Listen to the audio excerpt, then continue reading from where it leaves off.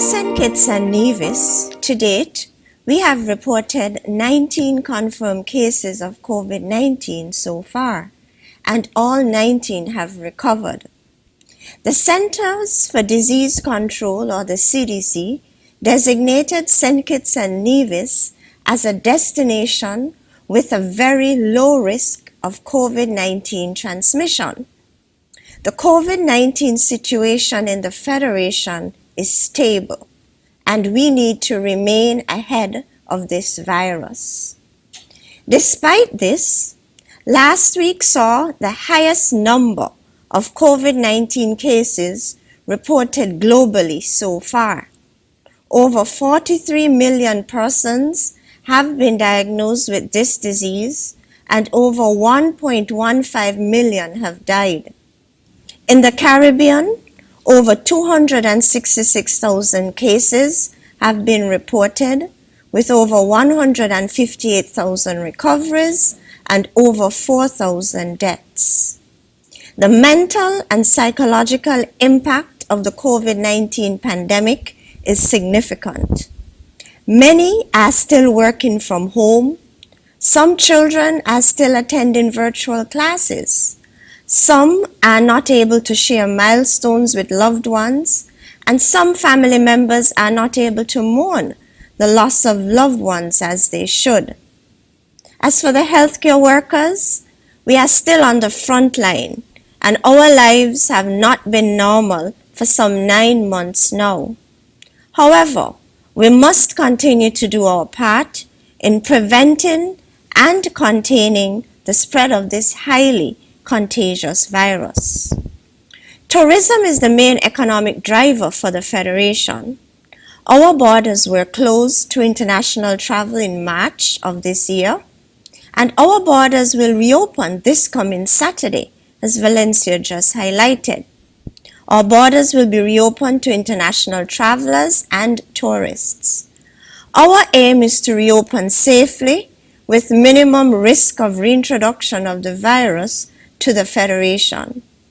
Please note that the COVID-19 outbreak is worsening in our source markets, with over 8 million confirmed cases in the United States, over 875,000 cases in the UK, and over 220,000 cases in Canada. Based on this fact, we have confirmed a robust set of protocols to ensure safety of the frontline workers in the hotel and tourism sector and the safety of our people on a whole. We must all do our part for this to be successful. So my task tonight is to provide you an overview of the health and travel protocols and to provide you an update as to our level of preparedness for the weekend. By way of background, 3 weeks ago, we would have shared our intent to participate in the Caribbean bubble, which includes 8 Caribbean member states: Anguilla, Antigua and Barbuda, Barbados, Dominica, Grenada, Montserrat, St. Lucia, and St. Vincent and the Grenadines. Over the past 14 days, that is between October the 12th and present, St. Lucia reported 25 confirmed cases with a total of 54. Barbados reported 25 confirmed cases, bringing its total to 233. Antigua and Barbuda reported 13 cases, bringing its total to 124. The Ministry of Health and the HEOC, the Health Emergency Operating Center Committee, is continuously monitoring the situation in these territories and looking out for evidence of community transmission of COVID-19. We are in the process of evaluating the risk of participating in the Caribbean bubble. So now let's look at the health and travel protocols that comes into effect on October the 31st. Well, all inbound travelers to the Federation will fall into one of 2 categories. One, you're either coming from the Caribbean bubble or you're coming from a territory outside of the Caribbean bubble. So let's look at what pertains to those coming in to the Federation from one of the Caribbean bubble territories. So if you have been residing in one of the Caribbean bubble territories for at least 21 days, and once you would have taken a PCR test within 72 hours of boarding the plane to St. Kitts, and once that test is negative, and you would have landed at our airport, you will be subjected to screening at the airport. And so there are focused history, medical history will be taken, your temperature will be taken, and if asymptomatic, you will be allowed to integrate into the Federation without a period of confinement or quarantine. If you are coming from a Caribbean bubble territory, you are free to stay at a private residence with a friend or a relative, or you can stay at one of the COVID-19 certified non-branded hotels like Sugar Bay, Timothy Beach, Golden Rock Inn, Mount Pelier, Nisbet Plantation, Hermitage, Mount Nevis, the Hamilton, and the Penny's Beach Hotel. If you are returning national, let's say you are returning national coming in from the United Kingdom or New York or Miami, you are required to submit a negative PCR test, which should have been done or taken within 3 days of travel to the Federation. And we recommend that you take this test at an accredited laboratory. Nationals returning from within the Caribbean bubble, and if you intend to stay in St. Kitts, you can stay at a private residence or at one of the non-branded hotels. If you are a national returning from outside the Caribbean bubble, New York, Miami, United Kingdom, you are free to stay at the following locations. You can stay at Oali Beach Resort in Nevis, Potworks in Nevis. You can also stay at the Paradise Beach in Nevis. You can stay at the Ocean Terrace Inn or the Royal St. Kitts Hotel in St. Kitts, or either of the 4 franchise hotels, namely Four Seasons Resort, St. Kitts Marriott, St. Kitts Marriott St. Kitts Vacation Beach Club, Park Hyatt, and the Koi Resort. Returning nationals and residents may also opt for pre-approved quarantine, and you will be asked to pay for the security facility and the attendant security fees. Interested returning nationals or residents may access the pre-approved option by visiting the website www.covid19.gov.kn www.covid19.gov.kn. What are the entry requirements for tourists or international travelers? If you are a tourist, you'll be required to complete the entry form and submit a negative PCR test taken at an accredited lab within 3 days of travel.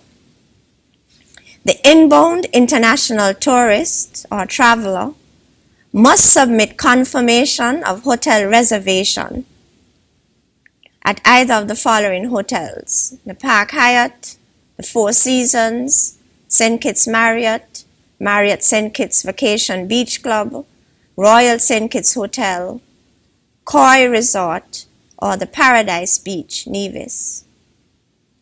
The traveler will be required to undergo health screening at our airports and will be asked to download and install the St. Kitts Nevis COVID-19 mobile app. If the tourist is without symptoms, he or she will be allowed entry into the Federation.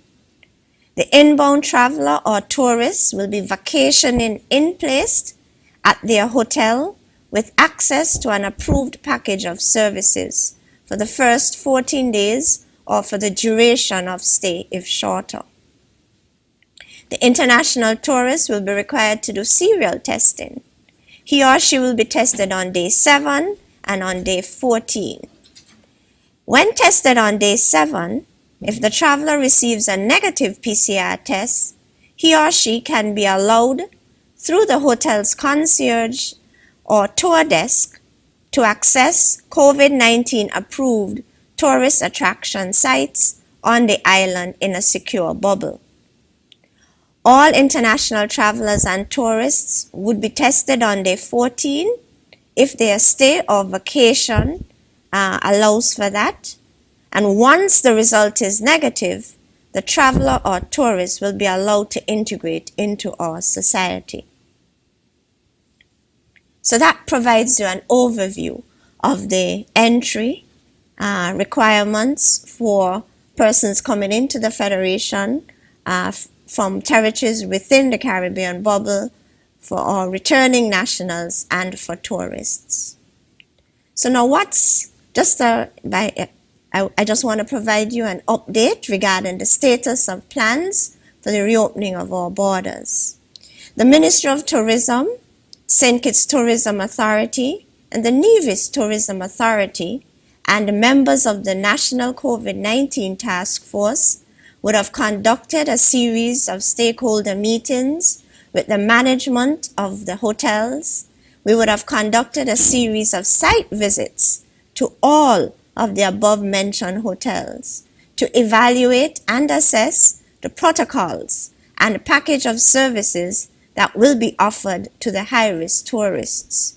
The goal is to offer these services with minimum risk of transmission of the virus within these hotel properties. In essence, these hotels are ready for our reopening. I want to inform you that the St. Kitts and Nevis Health mobile application is also ready, and our airport, the RLB International Airport, will be ready by October 31st. Ladies and gentlemen, we are doing our part to reopen our borders safely. However, please note that we all have a role to play in the safe reopening of our borders. As individuals, we have a responsibility to prevent the spread of the virus by adhering to the measures we have now gotten used to. And these include the wearing of the face mask, hand hygiene, sanitation, making sure those high-touch areas are clean, physical distancing, ensuring that we maintain a physical distance of at least 3.3 feet from others when in public spaces, and social distancing, avoiding mass gatherings. Let us continue to follow the science and work together to prevent a second lockdown. Let us continue to work together to fight the COVID-19 virus and rebuild our economy. #TogetherWeCan. I thank you.